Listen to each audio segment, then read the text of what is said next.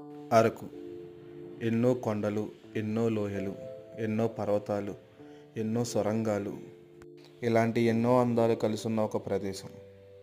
మన జీవితంలో ఒక్కసారైనా ప్రయాణం చేయాల్సిన జర్నీ. ఏ కాలంలో వచ్చినా ఎంతో అందంగా, మనసుకు ఆహ్లాదకరంగా ఉండే ఒక జర్నీ మన అరకు ప్రయాణం. ఈరోజు ఈ వీడియోలో ఈ అరకు ప్రయాణం గురించి మనం మాట్లాడుకోబోతున్నాం.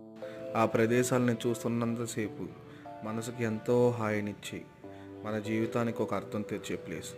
మన నిజ జీవితాల్లో ఎన్నో ఊడుదొడుకులు, ఎన్నో పరుగులు, ఎన్నో పోరాటాలు, అవన్నీ పక్కన పెట్టి మనసుకి హాయినిచ్చే ఒక జర్నీ మన అరకు ప్రయాణం.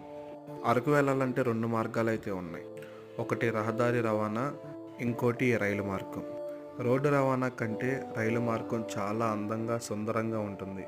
మీరు కూడా చూడాలి అనుకుంటే మీరు ప్రతిరోజు బయలుదేరే కిరణ్డూల్ ఎక్స్ప్రెస్ అయితే ఎక్కాలి. ఈ రైలు ప్రతిరోజు విశాఖపట్నంలో 7 గంటలకు మొదలై అరకు 11 గంటలకైతే తీసుకువస్తుంది. ఈ రైలు మార్గంలో మనం ఎస్కాట్ నుంచి అరకు వరకు ఎన్నో అందాలు మనం చూస్తాం. చాలామంది ప్రయాణికులు బొర్రా గుహల దగ్గర అయితే దిగేస్తారు. అయితే మీరు అందాలని ఎక్కువ ఆనందించాలి అనుకుంటే బొర్రా గుహల దగ్గర దిగకుండా అరకు వరకు ప్రయాణం చేయండి. ఎన్నో సొరంగ మార్గాలు దాటి ఈ ప్రయాణం చేస్తాం. ఎన్నో కొండలు, ఎన్నో లోయలు, ఎన్నో వంకర్లు. ఈ అరకు శీతాకాలానికి ప్రసిద్ధి. ఉదయాన్నే లేవగానే మంచు, అప్పుడే ఉదయిస్తున్న సూర్యుడు, పచ్చని ప్రకృతి ఎంతో ఆహ్లాదకరంగా ఉంటుంది. ఇక్కడున్న జలపాతాలు వర్షాకాలంలో ఎంతో అందంగా ఉంటాయి. ఇలాంటి జర్నీని మీరు మిస్ అవ్వకూడదంటే కనుక శీతాకాలంలో త్వరగా అయితే మీరు బుక్ చేసుకుని రండి.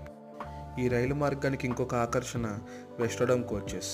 అందులో ప్రయాణం చేస్తూ ఉంటే ఎంతో అందమైన ఆ కొండల్ని, లోయల్ని అద్దాల ద్వారా మీరైతే చూడగలుగుతారు.